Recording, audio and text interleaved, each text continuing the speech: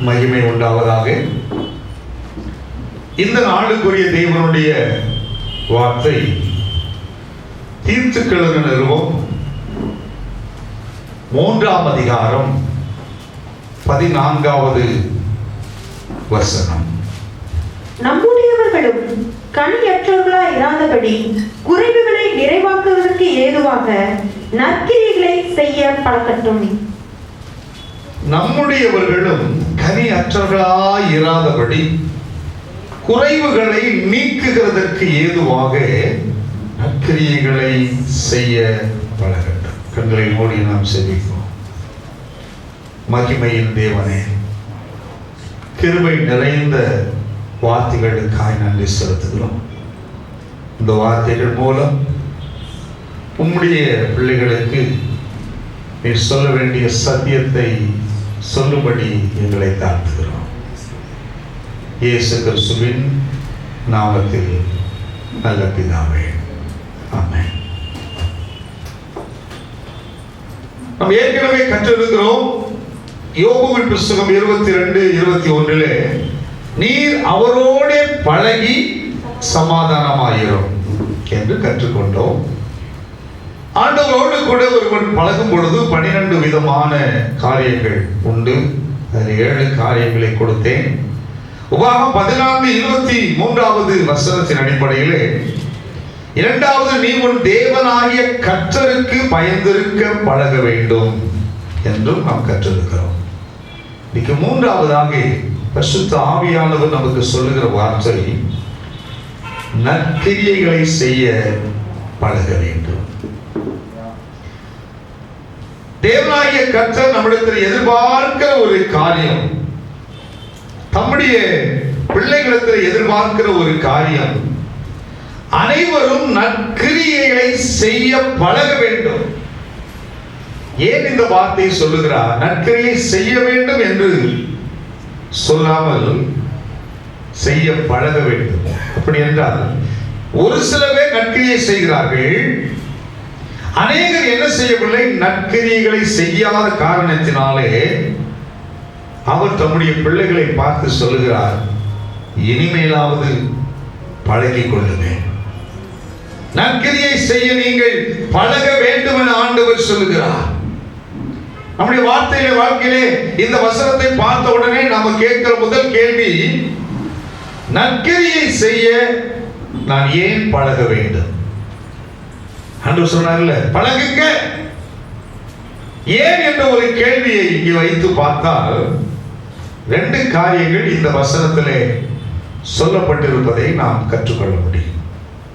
ஒன்று, கனியற்றவர்களாய் இராதபடிக்கு, கனியற்ற வாழ்க்கை வாழாதபடிக்கு, கனி என்ற ஒரு காரியம் உங்க குடும்பத்தில் காரியங்கள் இல்லாதபடிக்கு இருக்க வேண்டும் என்றால் நீங்கள் நற்கிரியைகளை செய்ய பழக வேண்டும். கனி இல்லாமல் போயிடக்கூடாது. கனி எற்றவர்களாய் இராதபடிக்கு என்று சொல்லப்பட்ட ஒரு வார்த்தை. ஆண்டவரும் இரட்சகருமாகிய இயேசு கிறிஸ்து எருசலேம் நகரத்தை நோக்கி பிரயாணம் சென்று கொண்டிருக்கிறார். குருத்தோலை பிடித்து ஓசனா என்று சொல்லி கடந்து போன அந்த நாட்கள் அது. நேர எருசலேமுக்கு போய் தேவனுடைய ஆலயத்துக்குள்ளே அவர் பிரவேசித்து ஆலயத்தை சுத்திகரிப்பார். சுத்திகரித்த பின்பு அன்றைக்கு அவர் எருசலேமிலே தங்கி விடுவார். தங்கி இருந்து விட்டு மறுநாள் எருசலேமுக்கு புறப்பட்டு பெத்தானியாவுக்கு அவர் கடந்து வருவார். அவர் வரும் பொழுது வேதம் சொல்கிறது, அவருக்கு பசி உண்டாயிற்று. மார்க் எழுதின சுவிசேஷம் 11ஆம் அதிகாரம் 13, 14வது வசனங்களிலே நாம் அதை பார்க்க முடியும். அப்பொழுது இலைகள் உள்ள ஒரு அத்தி மரத்தை தூரத்திலே கண்டு அதில் ஏதாகிலும் அகப்படுமோ என்று பார்க்க வந்தார். ஆண்டவருக்கு பசி வந்துருச்சு. 2 இடத்துல பசி வந்தது. 40 நாள் உபவாசமாய் இருந்து முடித்த பின்பு அங்கே பசி வந்தது என்று சொல்லி நாம் பார்க்க முடியும். 2வது ஒரு பசி, உண்மையிலே சரீர பிரகாரமான ஒரு பசி. பசி வந்த உடனே நேர வந்து பார்க்கிறாரு. அத்தி மரத்தை பார்க்கிறாரு. நிறைய இலை இருக்குது. பெரிய மரம், நிழல் கொடுக்கிற மரமாய் இருக்கிறது. அந்த மரத்துல எல்லா இலைகளும் பெரிய பெரிய இலையா இருக்கிறது. அவர் தூரத்துல பார்த்துட்டு அதுல ஏதாகிலும் அகப்படுமோ என்று சொல்லி அவர் கிட்டத்துல வந்து பார்க்கிறார். இந்த மரத்துக்கு முன்னால பார்க்கிறாரு, பின்னால பார்க்கிறார், எல்லா பக்கமும் பார்க்கிறார். அந்த மரத்துல ஏதாகிலும் ஒரு அகப்படுமோ? ஏதாகிலும்னா ஒரு பூ இருக்குதா பார்க்கிறார், பூ இல்ல. காய் இருக்கிறா பார்க்கிறார், காய் இல்லை. கனி இருக்கிறான் பார்க்கிறார், கனியும் இல்லை. ஆண்டவர் பார்க்காம அவருடைய கண்ணுக்கு மறைவானது ஒன்றுமே இல்லை. அவருடைய கண்களுக்கு எதை மறைக்க முடியாது. ஒருவேளை மேல இருக்கலாம், ஆண்டவர் தெரியாமல் இருக்கலாம் என்று நாம் சொல்லலாம். எதை சொல்லுகிறது? அவருடைய கண்களுக்கு மறைவானது ஒன்றுமே இல்லை. சகலமும் அவர் கண்களுக்கு முன்பாக வெட்டமும் வெளிச்சமாய் இருக்கு. அப்படியே பார்க்கிறார். பாங்க எதுவுமே கிடைக்கல. உடனே அவர் என்ன செய்தாராம்? அப்பொழுது இயேசு அதை பார்த்து, இது முதல் ஒரு காலம், 14 வசனம், இது முதல் ஒரு காலம் ஒருவனும் உன்னிடத்தில் கனியை புசியாதிருக்க கடவன் என்று சொல்லி அந்த மரத்தை அவர் சபித்தார். வாசித்த பொழுது ஆச்சரியப்பட்டேன். இந்த மரத்துல அட்லீஸ்ட் ஒரே ஒரு கனி, ஒரு ஓரமும் ஒரு கனி இருந்தது என்று சொன்னால் அது தேவனுடைய சாபத்தை பெறாமல் தப்பித்திருக்கும். ஒற்றை கனி இருந்தா போதும். அப்ப ஆண்டவர் சுற்றி முற்றி பார்க்கிறார், ஏதாவது ஒரு கனியாவது இருக்குமா என்று சொல்லி ஆண்டவர் தேடி தேடி தேடி பார்க்கிறார். எங்கேயும் ஒரு கனி கூட இல்லை. இத்தனை ஆண்டுகள் இருந்த பழமையான மரம்தான், நிழல் கொடுத்த மரம்தான், எல்லாருடைய கண்களுக்கு படுகிற மரம்தான், அனைவரும் அங்க உட்கார்ந்து இருக்கிற மரம்தான். ஆனால் அந்த மரத்தில் என்ன இல்லை? கனி இல்லை. ஆண்டவரே ஒரே ஒரு கனி. அவர் சொன்னார் 10 நீதிமான் நிமித்தம், 50 நீதிமான் நிமித்தம், அதுபோல ஆண்டவரே ஒரு கனி இருந்தா, ஆண்டவர் ஒரு கனி இருந்தா சமைச்சிருக்கவே மாட்டார். அட்லீஸ்ட் ஒரே கனி கூட அது இத்தனை நாள் இருந்து கொடுக்காம இருந்ததுனாலே ஆண்டவர் இயேசு கிறிஸ்துவின் சாபம் அங்கே இறங்கியது. அந்த சாபம் கிளையின் மேல் இறங்கியது, இலையின் மேல் இறங்கியது, மரத்தின் மேல் இறங்கியது. ஏன்? வேரிலேயே இறங்கிருச்சு. வேறு கூட சபிக்கப்பட்டு விட்டது. அதனால் காலையில வருவாங்க, சீசர்கள் பார்ப்பாங்க, ஆண்டவரே சொல்லுவாங்க. மறுநாள் பார்க்கும் பொழுது, மறுநாள் காலையிலே அவர்கள் அவ்வழியாய் போகும்போது அந்த அத்திமரம் வேரோட பட்டு போயிருக்கு கண்டார்கள். வேறு பட்டு போயிடுச்சு.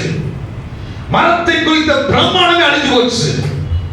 மரம் வெட்டப்படும் என்றால் திரும்ப தலைக்கும். ஒருவேளை வெட்டி போட்டுருந்தா தளர்த்துக்குங்க. ஆனா ஆண்டுடைய சாபம் வேருக்குள்ள போயிடுச்சு. காரணம் என்ன தெரியுமா? கனியற்ற ஒரு நிலை.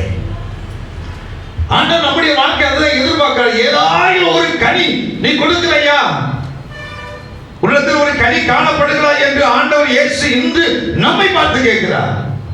கனியற்ற நிலை வரவே கூடாது என்பதற்காக ஆண்டவர் சொல்ற ஒரு வார்த்தை, அப்படியானால் நீ நற்கிரியை செய்ய பழகினால் இந்த மரம் கனி கொடுக்க ஆரம்பிச்சிடும். அதே தன்னை கர்த்தர் மகிமைப்படுத்துவோமா? அவன் ஒன்று சாபத்தை பெறாமல் இருக்க நற்கிரியை செய்ய பழக வேண்டும். 13ஆம் அதிகாரம் 10ஆம் வசனம் ஆண்டவர் சொல்லும்போது, இப்பொழுதே கோடரியானது மரங்களின் வேர் அருகே வைத்திருக்கிறது. ஆகையால் நல்ல கனி கொடாத மரமெல்லாம் வெட்டுண்டு அக்கினியிலே போடப்படும். இரண்டாவது, அந்த மரம் வெட்டப்படாமல் இருக்க நற்கிரியை செய்ய பழக வேண்டும். மூன்றாவது, அக்கினியில் போடப்படாமல் இருக்க. யோவான் 15:6 சொல்லப்பட்டிருக்கும், அவைகள் அக்கினியிலே போடப்படும். அப்போ ஒரு மரம் கனி கொடுக்கவில்லை என்றால் சாபத்தை பெறுகிறது. அந்த மரம் கனி கொடுக்கவில்லை என்று சொன்னால் அந்த மரம் வெட்டப்படுகிறது. அந்த மரம் கனி கொடுக்கவில்லை என்றால் வெட்டி அக்கினியிலே போடப்படுகிறது. இந்த மூன்று நிலையும் எந்த ஒரு ஆத்மாவுக்கு வராதபடிக்கு, எந்த ஒரு குடும்பத்துக்கு வராதபடிக்கு கர்த்தர் ஆசீர்வதிக்க வேண்டும் என்றால் நற்கிரியை செய்ய பழக வேண்டும். கையவர்த்தியால சொல்லுவோமா? நல்ல கிரியை செய்யுங்க. மனுஷகுமாரன் வரும்போது இதை பார்ப்பாரு. அன்னைக்கு தெரியும்,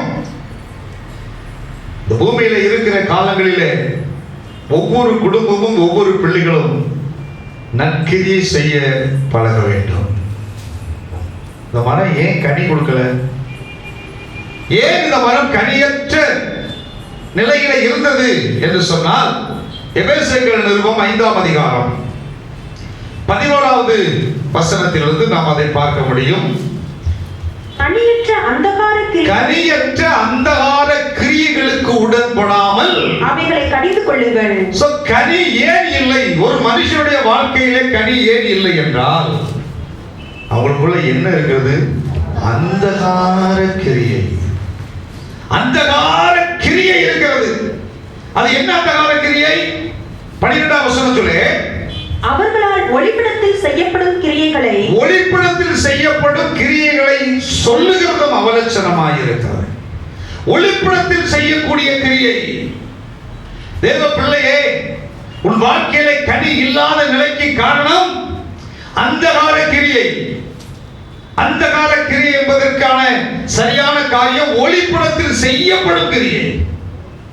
யாருக்குமே தெரியாம செய்யக்கூடிய பாவங்கள், ஒருவருக்குமே தெரியாம செய்யக்கூடிய செயல்பாடுகள், நாம் செய்கிற காரியம் யாருக்கும் தெரியாது என்று நினைத்து செய்து இருக்கோம் அல்லவா?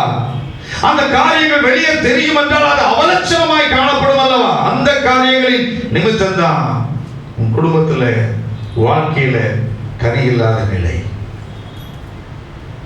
நல்ல குடும்பம், தகப்பன் நேசிக்கிற ஒரு குடும்பம், அருமையான குடும்பம் தான். கணவனோடு கூட புறப்பட்டு போகிறார். கணவன் அழைக்கிறான், வா என்று அழைத்தவுடன் புறப்பட்டு போகிறான். ஆதியாகமம் 31ஆம் அதிகாரம் 19வது வசனத்திலே சொல்லப்பட்டிருக்கும், யாருக்குமே தெரியாம ஒரு காரியத்தை அவள் செய்வதை பார்க்க முடியும். ராகேல் தன் தகப்பனுடைய சொர்பங்களை திருடிக் கொண்டார். என்ன செய்தாளா? திருடிக் கொண்டார். திருடுகிற ஒரு காரியம், யாருக்கு தெரியாமல் திருடுகிற ஒரு பயங்கரமான காரியம் அந்தகார கிரியை. அதை போய் ஒளிப்படத்தில் வைக்கிறாள். யாருக்கு தெரியாம மறைத்து வைக்கிறாள். திருட்டளவாய் இடம் விட்டு வந்தது என்ன என்று கேள்வி கேட்கிற அளவுக்கு சூழ்நிலை வந்தது. 27வது வசனத்திலே 30வது வசனத்தில் சொல்லப்பட்டிருக்கும், நீ ஏன் என் தெய்வங்களை திருடி கொண்டு வந்தாய், போகிறாய் என்று கேட்கிறான். அப்ப யாருக்குமே தெரியாம செய்யக்கூடிய ஒரு காரியம் அது திருட்டுத்தனம். அந்த திருட்டுத்தனம் அவளை பொய் சொல்ல வைத்தது. பொய் சொல்ல வைக்கிறது. உட்கார்ந்துட்டா அடியில் தான் வைத்துக் கொண்டார், மறைச்சு வச்சிருக்கிறார். அதே 31-34 வசனத்திலே ராகேல் அந்த சொர்பங்களை எடுத்து ஒட்டக சேணத்தின் கீழ் வைத்து அதன் மேல் உட்கார்ந்துட்டா. உட்கார்ந்து 35ஆம் வசனத்தில் பொய் சொல்றான். திருடுதல், பொய் சொல்லுதல். என்ன சொல்றான்? வழிபாடு எனக்கு உண்டாயிற்று. பொய் சொல்ற. வழிபாடே இல்லாம இருக்கிற ஒரு சூழ்நிலையில வழிபாடுன்னு பொய் சொல்றார். அந்தகார கிரியைகள். ஆண்டவர் அதை அப்படி பார்க்கிறார். ஏனென்றால் உபாகமம் புஸ்தகம் 27ஆம் அதிகாரம் 15வது வசனத்திலே சொல்லப்பட்ட ஒரு காரியத்தை நாம் பார்க்க முடியும். கர்த்தருக்கு அருவருமான காரியமாகிய தொழிலாளர்களுடைய கைவேலையால் செய்யப்பட்டதும் வாய்ப்பிக்கப்பட்டதுமான யாதொரு உண்டு பண்ணி ஒளிப்பிடத்திலே வைக்கிறவன் சபிக்கப்பட்டவன் என்பார். அவன் ஒளிச்சு வச்சா. தகப்பனுடைய காரியங்களை ஒளித்து வைத்ததுனாலே அங்கே என்ன வந்தது? சாபம் வந்தது. அந்தகார ஒரு கிரியை. தேவ பிள்ளையே, உங்க குடும்பத்தில் ஆசீர்வாதம் இல்லை, படிக்கிற பிள்ளைகள் நல்ல மார்க் எடுக்க முடியல, வீட்டில் எவ்வளவு பிரயாசப்படுறோம், வசதி வாய்ப்புகள் வரல, எதிர்பார்க்கிற காரியங்கள் வரல, நல்ல கவனிச்சு கொள்ளுங்க. ஏன் நீங்க ஜெபம் பண்றீங்க? நீங்க ஜெபம் பண்ணியும் அது உங்களுக்கு கிடைக்காமல் இருக்கிறது.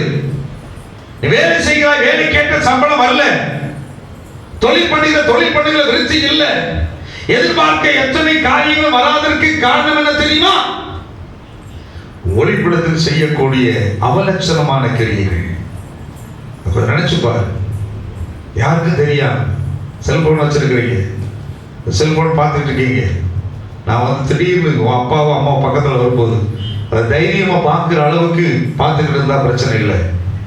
அதுல ஏதாவது அவலட்சணமான கிரியை நீ பார்த்து கொண்டிருப்பாயானால், அதை நீ மறைக்கப்படுவாய் என்று சொன்னால், அசுத்தமான எஸ்எம்எஸ், அசுத்தமான வாட்ஸ்அப், அசுத்தமான படங்கள், அசுத்தமான செயல்பாடுகள், இவை எல்லாவற்றையும் ஒழித்து வைத்து நீ பார்ப்பாயானால் உன் வாழ்க்கையில் உனக்கு எதிர்காலம் இருக்காது. உன்னை சாபம் வரும். அந்த கால கிரியை உன்னை பிடித்துக் கொள்ளும். நீ எதிர்பார்க்க மார்க்கு கிடைக்காது, நீ எதிர்பார்க்க வேலை கிடைக்காது, எதிர்பார்க்க தொழில விருத்தி உண்டாகாது. காரணம், ஒளிப்படத்தில் செய்யக்கூடிய அந்த கால கிரியைகள் கனியற்ற நிலைக்கு கொண்டு வந்து விட்டது. ஆசீர்வாதத்தை இழக்க செய்கிறது.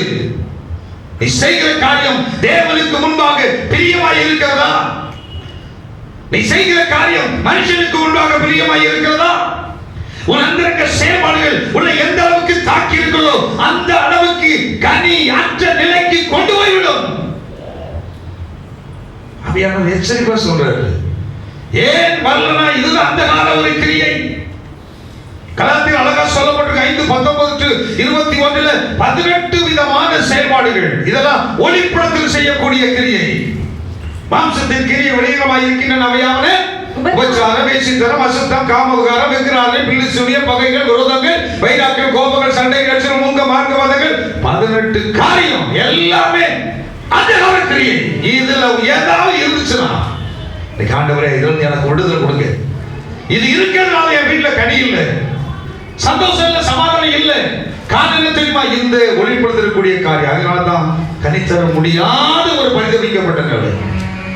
கனிகள் வெளிகளை பார்க்க முடியும். வசதி இருக்கும், ஆஸ்தி இருக்கும், அந்தஸ்து இருக்கும், பதவி, பணம் எல்லாம் இருக்குங்க, எல்லாம் இருக்கு. ஆனா அந்த வீட்டுக்குள்ள என்ன கிடையாது? அன்பு இல்ல, சமாதானம் இல்ல, சந்தோஷம் இல்ல. ஆவிக்குரிய கனிகள் அந்த வீட்டில் இல்லாததுக்கு காரணம் அங்கே அந்த கால கிரியைகள் இருக்கிறது, அவலட்சணமான செயல்பாடுகள் இருக்கிறது. கனி கொடுக்க முடியாத காரியங்கள் அங்கே இருப்பதனாலே அந்த குடும்பத்திலே கணவன் மனைவிக்கு இடையே அன்பு இல்லை, பிள்ளைகளுக்குள்ளே சந்தோஷம் இல்லை, பிள்ளைகளுக்கு சமாதானம் இல்லை. காரணம் ஒளிப்படுத்தல் செய்யக்கூடிய கிரியை. குடும்பத்திலே அண்ணன் தம்பி சண்டை போட்டுக்கிட்டே இருக்காங்களா? அக்கா தங்கச்சி சண்டை போட்டுக்கொண்டே இருக்கிறாங்களா? அண்ணன் தங்கச்சி, அக்கா தம்பி சண்டை போட்டுக்கிட்டே இருக்கிற காரணம் ரெண்டு பேருக்குள்ள ஏதோ ஒளிப்படையான ஒரு பயங்கரமான அவலட்சணமான கிரியை இருக்கிறது. அதை வெளியே துரத்தணும். இன்னைக்கு அப்படி சொல்ல அது ஆண்டவர் நல்லா சொல்லி கரெக்டா காட்டினாரு. இன்னைக்கு நான் ஜெபிக்க போற காலம் அந்த ஆண்டவர் எந்த குடும்பத்துல அந்த கால கிரியை அவலட்சணமான கிரியெல்லாம் இன்னைக்கு சபிச்சு ஜெபிக்க போறேன். என்னோட அது போனா தான் என்ன வரும்? ஆவிக்குரிய கனி உள்ள வரும். அல்ல நற்கிரியை வரும். வேதனையா இருக்குது. இன்னைக்கு அநேக வேளைகளிலே பிள்ளைகள் பெற்றோருக்கு அதிகமாய் கோபப்படுத்துறாங்க. எச்சரிப்பா சொல்றேன், பிள்ளைகளுக்கு சொல்றேன். அதிகமாக கோபப்படுத்தும் போது அவங்க எமோஷன்ல என்னுடைய பிள்ளை தான், இது என்னுடைய பிள்ளை தான், அந்த பிள்ளையை நான் சபிச்சிருக்க கூடாது, சபிக்க கூடாது. அதான் புரிந்து கொள்ளுங்க. சபிக்க முடியாத ஒரு நிலையிலே அவங்க செய்யக்கூடிய காரியம் என்ன தெரியுமா? நல்ல புரிந்து கொள்ளுங்க. பிள்ளைகள் செய்கிற கொடுக்கிற ஸ்ட்ரெஸ் பிரஷரை தாங்க முடியாது. ஆவியான எனக்கு சொன்ன வார்த்தை இது. தேவனுடைய ஆவியான எனக்கு கொடுத்த வார்த்தை சபை கொடுத்து கொண்டிருக்கிறேன். தேவ பிள்ளையே, உன் பெற்றோரை வேதனை கொடுத்தும் பொழுது அவர்கள் தாங்கிக் கொண்டு உண்மை சாபத்தை சொல்லிவிடக் கூடாது என்பதற்காக அவர்கள் தங்களை தாங்களே சபித்துக் கொள்கிறார்கள். தங்களை தாங்கள் ஆண்டவரே போத இந்த வாழ்க்கை இனிமேல் வேண்டாம், என்னை எடுத்துக்கொள்ளும் என்று தேவனிடத்தில் முறையிடுகிற சத்தத்தை ஆவியானவர் என் செவியிலே கேட்கும்படி உதவி செய்தார். அதனால அந்த நிமித்தம் என்ன? பெற்றோர்கள் ரொம்ப நாள் உங்க கூட வாழ்ந்து ஆசீர்வாதத்தை சுதந்திரிக்கணும். அந்த நிமித்தம் வரக்கூடிய ஆசீர்வாதத்தை பிள்ளைகளே நீ கொடுக்கிற காரியம், உள்ளத்தில் இருக்கக்கூடிய அவலட்சணமான கிரியைகள், அந்தரங்கமான கிரியைகள் நிமித்தம் செயல்படுகிற செயல்பாடுகள் உன் பெற்றோரை உள்ளிருந்து இழக்க செய்து அதற்கும் தேவன் வைத்துக்கூடிய ஆசீர்வாதத்தை இழக்க செய்கிறது. நான் அவங்க சாபம் பண்ணா வந்துடும், நீ என்ன இப்படி இருக்கிற என்று சொல்லி தன் பிள்ளைகளை பார்த்து சபிச்சாங்க. அவங்கள சாபம் இறங்கி ஆகினாலே தங்களை தாங்களே நீண்ட ஆயுசை ஆண்டவர் குறைக்கிற ஒரு சூழ்நிலை வந்து விடுது. தேவ பிள்ளையை, எனக்கு அருமையான பிள்ளைகளை, ஒருபோதும் பிள்ளைகள் பெற்றோருக்கு ஸ்ட்ரெஸ் கொடுக்காதீங்க. பிரஷர் கொடுக்க ஒருபோதும் எந்த பெற்றோர் எந்த பிள்ளைகள் கொடுக்க மாட்டாங்க, முடியாது. இந்த அளவுக்கு வளர்த்து படிக்க வைத்து உன்னை உட்கார வச்சிருக்கிறோமே, எல்லா காரியம் கற்றுக் கொடுத்திருக்க அந்த பெற்றோர்கள் உன்னை கெடுக்கும்படியாக செய்திருக்கிறார்கள். தேவனுடைய எச்சரிப்பின் வார்த்தை இன்னைக்கு வருகிறது. கீழ்ப்படிந்து கொள். உன் குடும்பத்தில் ஆசீர்வாதம் இல்ல, கனி இல்ல. காரணம் இந்த கிரியை. இந்த கிரியை என்னையோட ஒளியும். கனிகள் இராதபடி காணப்படுவதற்கு அந்த கால கிரிகள் அழிக்கப்படும் என்றால் உன் வாழ்க்கையில நற்கிரியை வரும். நற்கிரியை செய்ய பழகுவேன். பழகும் போது அந்த மனம் கனி கொடுக்கும். நீ ஆசீர்வாதமா இருப்ப. நீ எதிர்பார்க்கிற அத்தனை காரியங்களும் ஆண்டவர் நீ நினைப்பதற்கு மேலானபடி கர்த்தர் காரியத்தை செய்வார். கையை தட்டி கர்த்தரை மகிமைப்படுத்த மாட்டீங்க. அல்லேலூயா. கிரியை நற்கிரியை. கிரியை வேறு, நற்கிரியை வேறு. கிரியை என்பது ஏழைகளுக்கு கொடுப்பது. பாகம் 15:10 ஏழைகளுக்கு கொடுப்பது கிரியை. ஊழியரை பாதுகாப்பது யாக்கோபு 1:25 பாதுகாப்பது கிரியை. அதாவது கீழ்ப்படிவது, நன்மை செய்வது, கேட்பதை கொடுப்பது, மற்றவர்கள் பயனுடைய உதவி செய்வது, இரக்கத்திற்கு ஏற்ற பலன், இதெல்லாம் என்ன தெரியுமா? கிரியை. ஆண்டவர் கிரியை செய்தால் நீதிமொழி 24:12 படி அவனவன் செய்த கிரியைக்கு தக்க பலனை அவர் கொடுப்பார். ஏசாயா 3:10 பிரகாரம் அவர்கள் தங்கள் கிரியைகளின் பலனை அனுபவிப்பார்கள். வெளிப்படுத்தல் 22:12 படி அவனுடைய கிரியைகளின்படி நான் அவனுக்கு கொடுக்கக்கூடிய பலன் என்னோடு கூட வரும் என்று சொல்வார். சோ இதெல்லாம் கிரியை. நல் கிரியை என்பது முற்றிலும் மாறுபட்டது. அதாவது இதனை பற்றி அநேக விளக்கங்கள் சொல்ல முடியும். நல்ல கிரியை. ரிலாக்ஸ். கையோட்டி அல்ல சொல்லுங்க. ஆவியான அப்படி தெரியும். நல்லா சூடு கொடுப்பாரு. அவர் கொஞ்சம் அதாவது தாகமா இருக்கிறேன். சரியா? ரொம்ப தாகமா இருக்கிறேன். உங்க வீட்டுக்கு நான் வர்றேன். ஆமா, ரொம்ப தாகமா இருக்கிறீங்க. நீ ரொம்ப தாகமா இருக்கு. என்னுடைய தாகத்தை தீர்ப்பதற்கு நீங்கள் என்ன செய்வீர்கள் என்ற ஒரு கேள்வி. அமைதியாக இருப்பீர்கள். தாகத்துக்கு தண்ணி குடிப்பீங்களா? பால் குடிப்பீங்களா? எங்கேயோ இந்த வசனத்தை கேட்ட பாருங்க. பால் கொடுப்பேன்னு சொல்றவங்க அனுப்பியா சொல்லுங்க. தாகத்துக்கு சிசரா தண்ணீர் கேட்டார். அவ்வளோ எதை கொடுத்தால்? பாலை கொடுத்தால், படுக்க வைத்தால், பெட்ஷீட்டை போட்டு மூடினால், ஒரே ஒரு அடியை எடுத்தால், நெற்றியில் வைத்தால், ஒரே அடியில் அவுட் பண்ணினார். உண்மையிலே தாகத்துக்கு எதை கொடுப்பீங்க? சத்தமா சொல்லுங்க. தண்ணி கொடுப்பீங்கன்னா கையோட்டி அல்ல சொல்லுங்க. ஜூஸ் குடிப்பீங்கன்னா ஒரு அல்லையா சொல்லுங்க. தண்ணி தூக்குறது நீ கை தூக்கூடாது.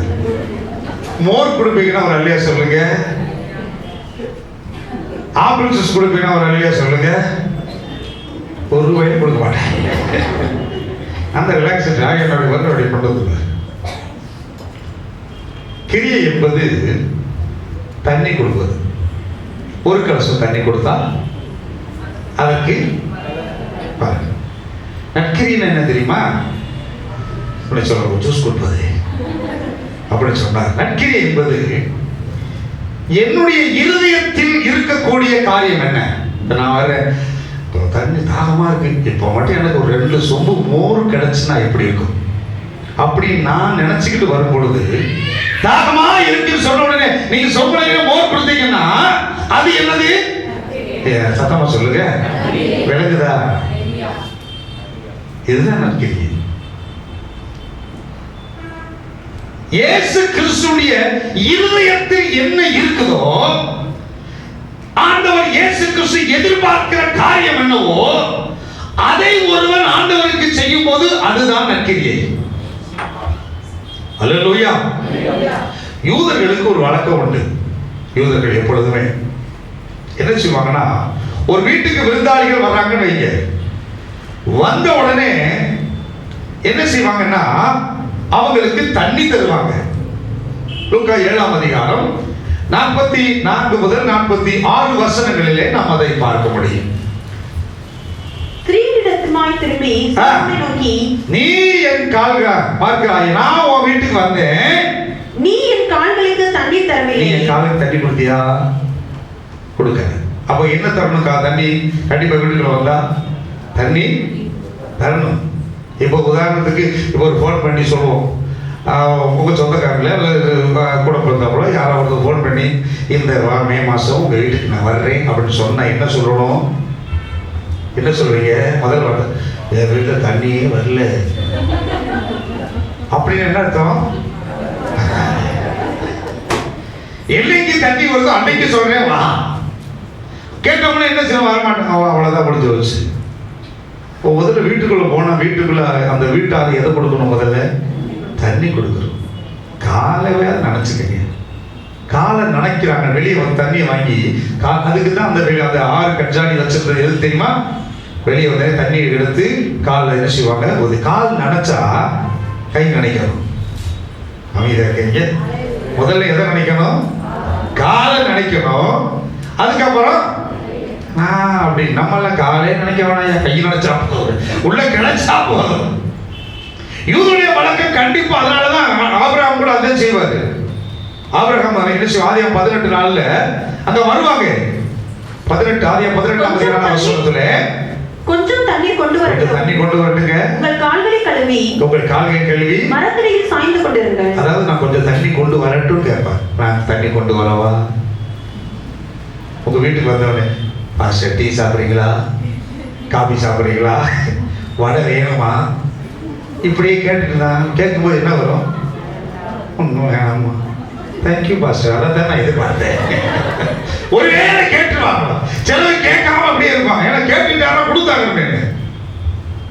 கொண்டு வரேன் சொல்றேன், நான் கொண்டு வருவேன், உனக்கு பிடிக்கிறது இல்லையோ. அப்ப கண்டிப்பா இது யூதருடைய முறைமை. தண்ணி கொடுப்பாங்க. அல்லேலூயா. இரண்டாவது என்ன கொடுப்பாங்கன்னா 7ஆம் அதிகாரம் 46ஆம் வசனம், லூக்கா 7:46. யூதருடைய வழக்கத்தை சொல்றேன். நீ என் தலையில் எண்ணெய் பூசவில்லை. இரண்டாவது என்ன கொடுப்பாங்க சொல்லுங்க? எண்ணெய். என்ன கொடுக்கணும்? அது செக்கில் ஆட்டின நல்லெண்ணெய் பாஸ்டர், அது சாதாரண பேராசூட் ஆயினா பாஸ்டர், இத்தனை கேள்வியெல்லாம் கேட்கக்கூடாது. என்ன கொடுத்தோம்னாங்க? ஒலிவ எண்ணெய் கொடுப்பாங்க. ஒரே வார்த்தை. அங்கே என்ன இருக்கும் அதிகமா? ஒலிவ எண்ணெய். எண்ணெயும் கொடுப்பாங்க. நீ என் தலையில் என்ன செய்யணும்? இப்போ வீட்டுக்குள்ள வந்தோடனே முதல்ல தண்ணியை முதல் காலை கழுவிட்டு வா. எங்கள் காலை போயிட்டு வந்தேன் கழுவு. ரெண்டாவது கொஞ்சம் எண்ணெய் பூசுங்க, தலை தைங்க. எண்ணெய் தைச்சு எத்தனை நாள் ஆச்சு, எத்தனை மாதம் ஆச்சு, எத்தனையோ வருடங்கள் கூட கலந்து போயிருக்கும். அதனால தான் நீ என் வீட்டுக்குள்ள வந்தா நீ என்ன செய்யணும்? இந்த டீலிங் நல்லா இருக்கு, கையை ஓட்டி அல்ல சொல்லுங்களேன். இனிமேல் வீட்டுக்குள்ள வந்தா ஒழியா இப்படி வராத. வந்தோடனே என்ன தேய்ச்சிட்டு வா. ஐயோ என்ன தேய்ச்சா உள்ள என்ன தேய்க்கணும். இது யூதருடைய வழக்கம். என்ன கொடுக்கணும்? அதாவது தண்ணி கொடுக்கணும். ரெண்டாவது என்ன கொடுக்கணும் அப்படின்னா அவர்கள் அவரை ஏற்றுக்கொள்ளுகிறார்கள். எள்ளி கொடுக்கணும். மூணாவது என்ன கொடுக்கணும்னா கொஞ்சமாவது அப்பம் கொடுக்கணும். 2 அப்பத்தை கொடுக்கணும். என் வீட்டில் அப்பெல்லாம் காலியாக போச்சு, பக்கத்து வீட்டில் கடை வாங்கிட்டா கொடு. பக்கத்தில் போய் 3 அப்பம் கடை கேட்கறான். கேட்டானா இல்லையா? ஓ பக்கத்து வீடு ராத்திரி 12 மணிக்கு பக்கத்து வீடு கதவை தட்டி பிரெட் இருக்கா பிரெட்டு அப்படின்னு போய் கேட்டுட்டு இருக்காங்க. அதனாலதான் சொல்றது, பிரிச்சு வச்சிருக்கேன், சேர்த்து வச்சுக்கணும். பக்கத்து வீட்டில் கேட்கக்கூடாது, எப்பவுமே சேர்த்து வச்சுக்கணும். இது இவர்கள் கொடுப்பத வழக்கம். தண்ணி கொடுக்கணும், என்ன கொடுக்கணும்? இந்த 3 இருந்தா நீங்க என்னை கூப்பிடணும். சரியா? என்னைக்கு வராங்க பாஸ்டர், பிஸியா இருக்கிறேன், ஒன்றும் இல்லை, அப்பவும் இல்லை, தண்ணியும் இல்லை. அதனாலதான் யார் வீட்லயும் வந்து எதையுமே இல்லை. தண்ணி எப்படி எல்லா வீட்லயும் இருக்கும். உங்க டம்ளர் தண்ணி மட்டும் கொடுத்துருங்க, நீ கிரியை செஞ்சா போதும், பலனை வாங்கும். அவ்வளவுதான். இது நல்லா இருக்கு. கையை ஓதி எல்லாம் சொல்லுங்க. சொல்ல மாட்டேங்கிறீங்க. இது கிரியைங்க. ஆனா இவ்வளோ என் பாதங்களில் பரிமள தைலத்தை பூசினார். இயேசுவின் விலை உயர்ந்த பரிமள தைலத்தை பூசுகிறார். இவள் இந்த தைலத்தை என் சரீரத்தின் மேல் ஊற்றினார். இயேசு கிறிஸ்துவினுடைய பாதையில் பிதாவின் சித்தம் நிறைவேறத்தக்கதாக அவள் பரிமள தைலத்தை கொண்டு வந்து பூசுகிறார். இதுதான் நற்கிரியை. நான் அவர் நினைக்காத என்ன வேணாம், தண்ணி வேணாம், அப்பவும் வேணாம், இதோ என் சரீரம் போய்கொண்டிருக்கிறது, என் சரீரம் சிலுவைக்கு நேராக போய்கொண்டிருக்கிறது, சிலுவையிலே நான் மரிக்க போகிறேன், சிலுவையிலே சத்துருவுடைய கிரியை அழிக்க போகிறேன். அப்பொழுது என் சரீரத்துக்கு ஒரு தைலம் பூசப்பட வேண்டும். என்ற ஒரு எதிர்பார்ப்பு, ஒரு பிரியத்தை ஆண்டவர் தன் உள்ளத்தில் வைத்திருக்கிறார். அதே காரியத்தை ஆவியான அவளுக்குள்ளே இறங்கி அந்த காரியத்தை முந்திக் கொண்டு செய்கிறார். அதில் முந்துறார். அல்லேலூயா. நற்கிரியை, இதுதான் நற்கிரியை. நற்கிரியை மற்றவங்க அதை பார்க்கும்போது என்ன சொல்லுவான்? வீண் செலவு. மத்த 26:8 இது எதுக்கு வீண் செலவு? என்னத்துக்குமா? ஆண்டவருக்கு நல்ல கிரியை நீ செய்ய ஆரம்பிச்சுட்டா, நல்ல கவனிங்க, நல்ல கிரியை செய்ய நினைச்சிட்டீங்கன்னா பக்கத்துல 4 பேர்கிட்ட கேட்காதீங்க, நம்மளே செய்யணும். இல்லைன்னா என்ன சொல்லுவான்? இது வீண் செலவு, இடத்துக்கு இதை விட்டு தடுத்ததற்கு கொடுக்கலாமே என்று சொல்லி பேசக்கூடிய காரியம் இருக்கும். அதான் ஆண்டவர் சொல்றாரு, நற்கிரியை செய்கிறவங்க நீ என்ன செய்யாத, தொந்தரவு பண்ணாத. தொந்தரவு பண்ணாது. நற்கிரியை செய்கிறவங்க நற்கிரியை செய்யட்டும். ரோமர் 2:7 சொல்கிறது, சோர்ந்து போகாமல் நற்கிரியை செய்து மகிமையையும் கனத்தையும் அழியாமையும் தேடுகிறவர்களுக்கு நித்திய ஜீவனை அளிப்பார். அல்லேலூயா. அப்ப நற்கிரியை செய்ய நாம் என்ன செய்யணும்? பழகணும். அல்லேலூயா. எந்த நற்கிரியை செய்ய நாம் என்ன செய்யணும்? ஆயத்தமாய் இருக்கணும். இந்த உலகத்தில் ஆண்டவர் நம்ம நற்கிரியை செய்யும்படியாகவே அவன் சிருஷ்டித்திருக்கிறான். நற்கிரியை செய்ய பழகிட்டீங்கன்னா என்ன நடக்கும்? கனி உங்களுக்குள்ளே உருவாக ஆரம்பிக்கும். கனியற்ற நிலையை கர்த்தர் மாற்றுவார். ஐயோ, எல்லாம் சொல்லுவோம். தீத்து 3:14 இரண்டாவதாக, இரண்டாவது பிரிவு, குறைவுகளை நீக்குகிறதற்கு ஏதுவாக நற்கிரியை செய்ய பழகட்டும். வீடுகளில், அநேக வீடுகளில் என்ன அடிக்கடி ஃபர்ஸ்ட் வீக்கு நிறைவா இருக்கும், அடுத்த வீக்கு குறைவா மாறிடு, கடைசி வீக்கு ஒன்றுமே இல்லாம போயிடும். ஒன்றும் இல்லை, எதுவுமே இல்லைங்க. இப்போ குறைய ஆரம்பிக்குது. எல்லாம் குறையுன்னா கிச்சன்ல உள்ளது மாத்திரமல்ல, ஐஸ்வர்யம், பணம் எல்லாமே குறையா. வீட்லயும் அன்பு இருக்காது. 4 காசு இருந்தா சந்தோஷம் இருக்கும், இல்லைன்னா வம்பு தான். குறைய குறைய குறைய குறைய. புரிந்து கொள்ளுங்க. குறைவுகள் ஏன் வீட்டுக்குள்ள வருது தெரியுமா? குறைவு ஏன் வருது அப்படின்னு கேட்டால் உடனே என்ன சொல்லுவோம்? கொஞ்சமா சம்பளம் வாங்குறேன் பாஸ்டர், அதனாலதான் குறைவு வருது. நான் கொஞ்சமா சம்பளம் வாங்குறேன், ஆனா அதிக செலவு வருது. ஆண்டவர் சொல்றாரு, 5 அப்பம் 2 மீன் ஆசி வச்சு 5000 கொடுத்தேன். அதுபோல கொஞ்சமா வந்தாலும் நான் அதை ஆசீர்வதித்தேன்னா கண்டிப்பா உனக்கு பெருகும். ஆனால் குறைவு வந்தது காரணம் உபாகம் 28 47 48 எல்லாரும் நல்லா பாரு. சகலமும் பரிபூர்ணமாய் இருக்கையில், எல்லாம் ஒரு நாளைக்கு உங்களுக்கு பார்த்தீங்கன்னா பயங்கரமா இருக்கும், நிறைஞ்சு இருக்கும். இருக்கையில் நீ மனமகிழ்ச்சியோடு நீ மனமகிழ்ச்சியோடு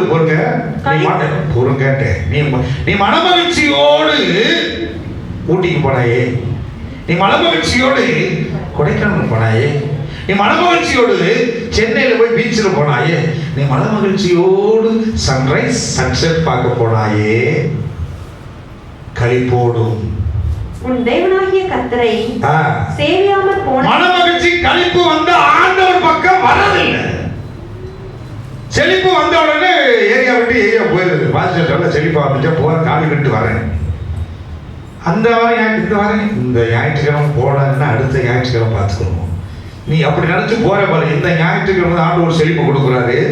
இந்த செழிப்பு கொடுத்து இந்த ஞாயிற்றுக்கிழமை போய் அங்க போய் செழிப்போடும் களிப்போடும் மனமகிழ்ச்சியோடும் போவா. அங்கிருந்து கீழே இறங்கும் போது அங்கேயே சண்டை வந்துடும், சச்சரவு வந்துடும். ஆனா கொண்டு போன பணமும் செலவழிச்சிடும். திரும்ப இங்க வந்து போனா குறைவு வந்துடும்.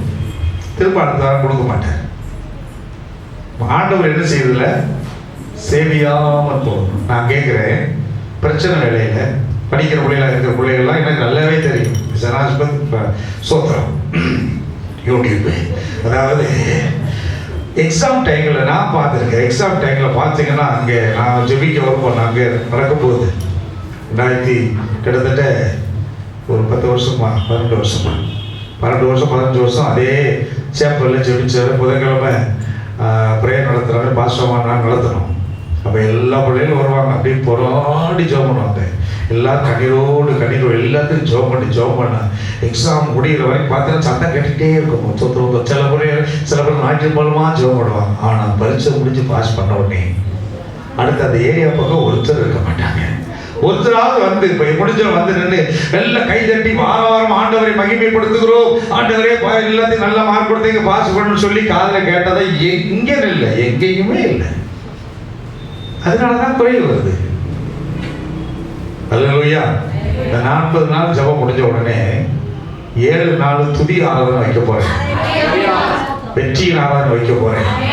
ஈவினிங் 6 to 8 வெறும் பாட்டு, வர்ஷிப்பு, ஆராதனை, வெற்றி சிறந்தாங்க. அல்லேலூயா. ஜெபம் பண்ணிக்கிட்டு இருக்கேன். ஏன்னா கண்டிப்பா ஜெயம் கொடுத்துட்டா நான் விசுவாசிக்கிறேன். அல்லேலூயா. அப்ப மனமகிழ்ச்சியோடு நம்ம என்ன செய்ய வேண்டும்? கர்த்தரை சேவிக்கல. சந்தோஷம் வந்தா ஆண்டவரே தேடுறதில்லை. 4 காசு சேர்ந்தா தேடுறதே இல்லை. அதுக்கப்புறம் ஒண்ணுமே இல்லாம வந்து ஆண்டவரே இறங்கும் ஐயா, அப்படியே 2 கையை நடி இறங்குமே என்னையே இயேசுவே, ஒரு பெருமூச்சு. ஆண்டவர் நம்பி சரி போய் தொலைங்க அப்படின்னு கொடுப்பாரு, வாங்கிட்டு ஓடிய முடியுமா? சேவியா போனது நிமித்தம் 40 வசனம், சகலமும் குறைவுபட்டு, ஒன்றல்ல சகலமும் குறைவு, எல்லாமே குறைபடுது. இப்ப குறைவு ஏன் வந்து? ஆண்டவரை சந்தோஷமா இருக்கும் போது சேவிக்காம இருக்கிறது. இப்ப சொல்லுங்க, இனிமேல் எனக்கு சந்தோஷம் வந்துச்சுன்னா நல்ல ஒரு 1/2 மணி நேரம் கைதட்டி பாடி சிரிச்சு மகிழ்ச்சியா ஆண்டவர் துதிப்பேன்னு சொல்ற மாதிரி கையை வச்சு சத்தமா இல்லையா நல்லா கேட்க ஆண்டவர் கேட்க முடியா? நல்ல சந்தோஷமா ஆட்டம் பாட்டம் போட்டா அதுக்கு என்ன கஷ்டம்? அதை செய்யாதனால குறைவு வருது. ஆண்டவர் எதிர்பார்க்க, அதாவது தேவன் நம்முடைய சிரிச்ச முகத்தை எதிர்பார்க்கிறார். எப்ப பார்த்தாலும் ஆண்டவர்கிட்ட உம்னா கொஞ்சம் மாறி மாக்கட்ட சூப்பி போட மாக்கட்ட மாதிரி ஓகிட்டே இருந்தா எரிச்சலா வருதா இல்லையா? அதையும் சரிப்படுத்தி ஊஞ்சி வந்த உடனே அடுத்து சுத்தம் ஆலய காணும். அதுதான் ஆண்டவர். ஆண்டோட மகிழ்ச்சியோடு கர்த்தருக்கு என்ன செய்யணும்? ஆராதனை செய்யணும். பிலிப்பியர் 4:4 என்ன சொல்லப்பட்டிருக்கு? கர்த்தருக்குள் எப்பொழுதும், ஆமா, பிலிப்பியர் 4, 6, 7, 1 தெசலோனிக்கேயர் 5, 18 ரெண்டையும் இணைச்சு வச்சு செய்யணும். என்ன போட்டிருக்குது? பிலிப்பியர் 4 அரியல்ல ஒன்றுக்கு கவலைப்படாமல் எல்லாவற்றையும் குறித்து விண்ணப்பங்களை தெரியப்படுத்து. 5:18 ரெண்டையும் இணைச்சு பாருங்க. அப்பொழுது எல்லா புத்திக்கும் மேலான, அப்ப ஆண்டவரை துதிக்கும் பொழுது, ஆண்டவரோட ஜெபம் பண்ணும்போது ஒரு தேவ சமாதானம் நம்ம உள்ளத்துல வருகிற வரைக்கும் ஜெபிக்கணும். அப்பதான் உனக்கு விடுதலை கொடுத்திருக்காரு. அந்த சமாதானமோடு நேற்று வரைக்கும் அழுதுகிட்டே இருந்தா, அண்ணா மூஞ்சியை பார்த்த ஒரே அழுமூஞ்சி. அந்த பேர் என்ன பேரு? அந்த அம்மாவுக்கு பேரு நான் வச்ச பேர் அழுமூஞ்சி அண்ணா. சரி, எப்ப அழுமூஞ்சியா அதை பார்க்கும்போது சிரிச்ச போய் வீட்டுக்கு பணம் கொடுப்பாரு. கட்டு வாங்கிக்கிறோம், உள்ள வச்சுக்கிறோம். இங்கிட்டு கூட இப்படியே பணமும் வாங்கி உள்ள வச்சுக்கிறோம், அழுதுட்டே இருப்பான். சரி, கூட போல இருக்கிறாள் தங்கச்சி, அக்கா தங்கச்சி, சரி அவளுக்காக கொடுக்கணும், அவளுக்கும் கொடுக்க மாட்டான். பணத்தை வச்சுக்கிறோம், அழுவா. பணத்தை வாங்கிக்கிறோம், அழுவா. ஆண்டவர் பேரு என்ன பேரு? அழுமூஞ்சி அண்ணா. அழுமூஞ்சி அண்ணா நீங்க யாராவது இருக்கீங்களா? ஆமா, அழுமூஞ்சி அண்ணால ஆண்டவர் ஆசி வச்ச உடனே, சமாதானம் வந்த உடனே எந்திரிச்சா கண்ணை தொடச்சா அன்னையோட கண்ணி நின்று போச்சு. அதுக்கடுத்து அவள் துக்க முகமா. காரணம், தேவ புத்திக்கு, நம்ம புத்திக்கு எட்டாத தேவ சமாதானத்தை ஆண்டவர் கொடுத்து அனுப்புவார். கொடுத்தவனே அடுத்து மகிழ்ச்சியா திரும்ப வந்தாலா, திரும்ப ஐயோ தெரியாதவங்க சொல்லிவிட்டேன், பொருத்தனை பண்ணிவிட்டேன். ஏங்க என்ன கோயில் வரையா அந்த வாரம் நம்ம வருஷம் போவோமே, இல்லை வீட்டுக்கார்ட்ட சொல்லணும் வரலங்க. ஏன்னா அங்கே போனால் நான் ஏற்கனவே பொருத்தனை பண்ணிவிட்டேன், யாரை குழந்தை கொடுக்கணும், நான் கொடுக்க மாட்டேன், நான் வரமாட்டேன். வந்தாலும் கொடுக்கணும், நான் வரமாட்டேன். அதுக்கப்புறம் வியாதி விழுந்து சாகணும், அதுக்கப்புறம் உயிரோடு இழக்கணும். எதுக்கு இது தேவை? பிரைசலாம் கையோட்டி அல்ல சொல்லுவான். எல்லா புத்திக்கும் மேலான தேவ சமாதானம். நல்லா புரிந்து கொள்ளுங்க. மகிழ்ச்சியோடு கர்த்தரை நீ ஆராதித்தால் உனக்குள்ளே தேவ சமாதானம் வந்துடும். வந்துருச்சுனா உனக்குள்ளே கனி விளைய ஆரம்பிக்கும்.